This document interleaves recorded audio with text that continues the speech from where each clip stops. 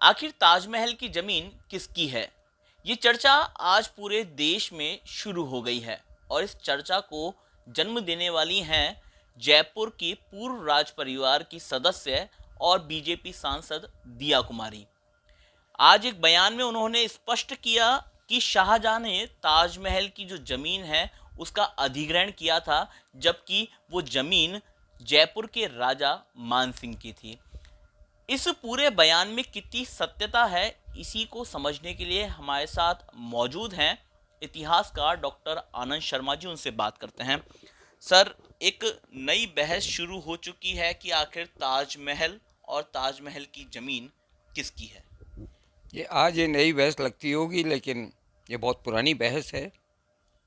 ताजमहल राजा मान सिंह का महल था, उसमें वो निवास करते थे। आमेर के राजा मान सिंह, जो कि अकबर के सेनापति थे। उसमें फिर शाहजहां के समय में उसमें मिर्ज़ा राजा जयसिंह निवास करते थे और कोई ज़मीन नहीं ली थी, बल्कि बना बनाया महल उसको एक्वायर किया था। उसने बहाना ये बनाया कि वो अपनी बेगम को दफन करने के लिए, जबकि उसकी बेगम का देहांत 600 मील दूर बुरहानपुर में हो चुका था और वहीं जैनाबाद उद्यान में उसको दफना दिया गया था। दफनाने के 6 महीने बाद लोगों को भेजकर, दासी वगैरह को उनको भेजकर वहाँ से उसकी हड्डियाँ निकाली और निकाल के लाकर इस महल में दफन की गई, ताकि हिंदू राजा का वैभव उसको बर्दाश्त नहीं हो रहा था। इस कारण उसने ये महल एक्वायर कर लिया था। जो हम पढ़ते आए हैं कि ताजमहल प्रेम की निशानी है, शाहजहां ने अपनी बेगम की याद में इसको निर्माण करवाया था और जिन्होंने इसका निर्माण किया था उन लोगों के हाथ कटवा दिए थे, ये सब ये कहानियां। सब मुस्लिम परस्त इतिहासकारों के दिमाग की कल्पना है और कांग्रेस के शासन में भी मुस्लिम परस्ती चलने के कारण इस प्रवाद को आगे बढ़ाया गया, वरना शाहजहाँ का अर्जुमंद बानो से कोई प्रेम जैसी कोई चीज़ नहीं थी। शाहजहाँ अत्यंत अय्याश और कामुक आदमी था। और हम जो बात कर रहे हैं कि ताजमहल राजा मानसिंह का था, वो कहाँ दर्ज है? बादशाहनामा लिखा गया है अब्दुल मुल्ला अब्दुल हमीद लाहौरी ने। वो फारसी भाषा में लिखा है, जिसका कि एशियाटिक सोसाइटी और बंगाल उसने अनुवाद कराया है।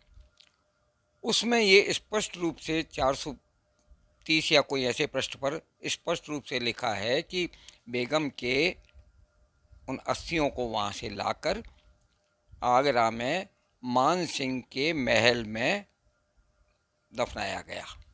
उसमें स्पष्ट रूप से मान सिंह का महल उल्लेख है। तो सर, जब मानसिंह का महल था तो क्या उस टाइम पे, क्योंकि मुगलों का शासन भी था, तो क्या उस दौरान कोई ऐसे भूमि अधिग्रहण या इमारत का अधिग्रहण करने के कोई नॉर्म्स वगैरह बने हुए थे? तो नॉर्म्स तो कोई थे ही नहीं। ताकतवर के क्या नॉर्म्स होते हैं? ताकतवर था, बादशाह था, चाहे जिस पे प्राण ले ले, वो तो ज़मीन जायदाद तो क्या चीज़ है, प्राण ले ले, औरतें ले ले। जिस तरह से हिंदू औरतें उनकी संपत्तियों पे इन पर जो कब्जा करते रहे मुग़ल, मथुरा में आप देखिए सारे मंदिरों में इनमें सब पर इन्होंने कब्जा किए हैं। वो बहुत बड़ा लंबा विषय हो जाएगा, लेकिन मुग़लों ने तो काम यही किया है। हिंदू स्थापत्य शैली के बने हुए भवनों पर उन्होंने कब्जा किया है और कब्जा करके उन्होंने उसके साथ उन्होंने कोई कहानी नहीं जोड़ी। ये कहानी बाद के हमारे मुस्लिम परस्त इतिहासकारों ने, जिनको सो कॉल्ड प्रगतिशील कह लो या कुछ भी कह लो, सेक्युलर कह लो, उन लोगों ने किया है। वरना मुस्लिम ग्रंथों में तो कहीं उल्लेख नहीं है इसका, कि प्रेम की निशानी कहीं उल्लेख नहीं है।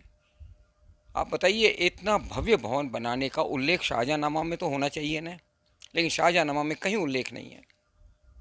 कब बना, कब शुरू हुआ, कितनी लागत आई, कौन कारीगर थे, कौन काम किया, किसने किया, कोई उल्लेख नहीं है शाहजहाँनामा। मेरे पास रखा हुआ है अलमारी में शाहजहाँनामा, कोई उल्लेख नहीं है। आखिर भवन बनाया उसका उसमें उल्लेख, जबकि शाहजहाँ काल की हर छोटी बड़ी घटना का उसमें उल्लेख है। ताजमहल का कहीं उल्लेख नहीं है। सर, ताजमहल को बताया जाता है कि ये मुगल शैली में बनाया हुआ एक। बिल्कुल नहीं, ये पूरी हिंदू स्थापत्य शैली है, कमल के आकार के उस पर बनी हुई है। आप स्थापत्य वाले BL धामा जो सुप्रिटेंडेंट थे नेशनल आर्काइव्स के, उन्होंने किताब लिखी है, कंवर सेन ने दी ताज पुस्तक लिखी है, उसमें भी इनको हिंदू स्थापत्य शैली के भवन बताया गया है। वहाँ सैनिकों के आवास गृह थे, पूरी जिस तरह राजा के आवास के इर्द गिर्द सारी सुरक्षा होती है, हाथी घोड़े और सैनिकों के रहने के आवास की व्यवस्था थी। फिर फ्रांसीसी यात्री टेवरनियर आगरा आया था, वो यहाँ आगरे में 6 महीने रहा था। उसने लिखा कि मैंने ताजमहल का निर्माण शुरू होते और ख़त्म होते देखा है, और वो आगरे में कुल 6 महीने रहा था। तो क्या 6 महीने में ताजमहल बन गया था क्या? इतनी भव्य इमारत 6 महीने में बन गई? दरअसल वो जब आया था टेवरनियर, उस समय इस पर कुरान की आयतें खोदने का काम चल रहा था। तो जो पेड़ा बनता है, बल्लियाँ, बाँस की बल्लियाँ वगैरह लगाकर वो पेड़ा खुदाई का काम चल रहा था। उसने समझा है ताजमहल का निर्माण, ये इस भवन का निर्माण हो रहा है, और जाने से पहले तक वो सारा काम 6 महीने में पूरा हो गया था। तो असल में ये मकबरा नहीं, एक महल हुआ करता था। बिल्कुल शुद्ध रूप से महल था। बाद में इसने ये डर के कि भाई हमारे शासन रहे न रहे और कहीं हिंदू राजा ताकतवर होकर वापस इसको न छीन लें, तो उसने नीचे भी एक कब्र बना दी, नीचे ऊपर 2 कब्रें बना दी, और वहाँ कुछ रानियों के, अपनी बेगम और नौकरानियों की भी कब्रें वहाँ बना दी, ताकि पूरा का पूरा ये कब्रगाह बन जाए, शमशान बन जाए। और शमशान में, हिंदू तो शमशान में निवास नहीं करता। सबसे बड़ी बात यह है कि अगर ये कहा जाए कि ज़मीन ली थी, ज़मीन के बदले में मिर्ज़ा राजा जयसिंह को 4 हवेलियाँ दी गई थी आगरा में। राजा भगवान दास, राजा माधो सिंह, रूप सिंह बैरागी और एक, इस तरह की 4 हवेलियाँ क्यों दी? तो भाई उस ज़मीन के टुकड़े में ऐसी क्या खास बात थी जिसके बदले में उसको 4 हवेलियाँ दी? ज़मीन तो बहुत थी बादशाह के पास, बादशाह कहीं भी मकबरा बनवा सकता था। दरअसल उसने बनाया ये भवन लिया था, तभी तो 6 महीने के अंदर ही, 6 महीने बाद ही बुरहानपुर से उसका शव निकाल के और यहाँ ला के दफना दिया था। क्या 6 महीने में ताजमहल का निर्माण हो गया था? कितना समय लगा ये कहीं कोई उल्लेख नहीं मिलता, कितनी लागत आई कोई उल्लेख नहीं मिलता। किसी को मिलता हो तो बता दें, देखें। सर, अंत में आपसे बस यही जानना चाहेंगे कि अभी तो एक ताजमहल पर बहस शुरू हुई है, लेकिन क्या ऐसी और भी कोई इमारतें हैं जिनका निकट भविष्य में, जिन पर विवाद या इस तरह की चर्चाएं वापस शुरू हो सकती हैं? भारत में जिधर भी निकलोगे आपको विवादास्पद स्थान मिल जाएंगे, क्योंकि मुगलों ने केवल छीनने का काम किया। जिंदगी से लेकर औरतें, धन, जीवन तक सब कुछ छीनने का काम मुगलों ने किया है।